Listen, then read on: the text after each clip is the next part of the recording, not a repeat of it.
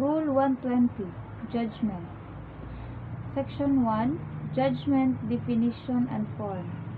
Judgment is that adjudication by the court that the accused is guilty or not guilty of the offense charged, and the imposition on him of the proper penalty and liability, if any, is the written in the official language, personally and directly prepared by the judge, are signed by him, and shall contain clearly and distinctly statement of the facts and the law upon which is based.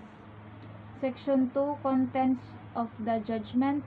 If the judgment of conviction, it shall state the legal qualification of the offense constituted by the acts committed by the accused, and the aggravating or mitigating circumstances which attend its commission.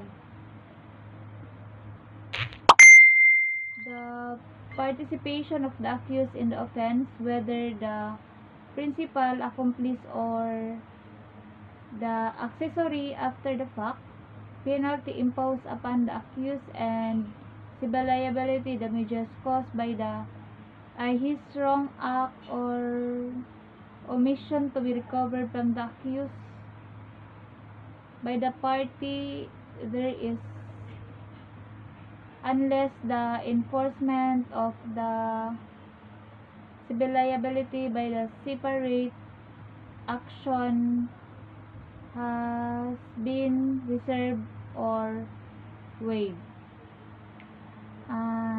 In case of the judgment of the acquittal, it shall be stated whether the evidence of the prosecution absolutely failed to prove the guilt accused, or merely his guilt beyond reasonable doubt. In either case of the judgment shall be determined of the accused acts or omission from the civil liability might be did not exist. Section 3. Judgment for two or more offense. When two or more offenses are charged in the single complaint or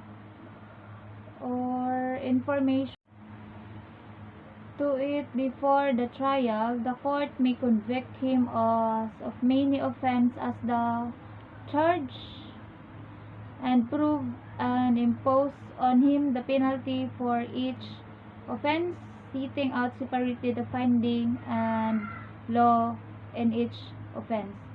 Section 4. Judgment in case of variance between allegation and proof. When there is a variance between the offense charged in the complaint or information and that prove the offense charge is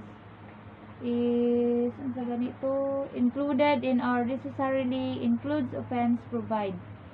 The accused shall be convinced of the offense proof that included in the offense charge, or the offense charge which is included the offense proof. And Section 5. When the offense excludes or include in another, an offense charge necessarily includes the offense proof when some of the essential elements or ingredients of the former is alleged the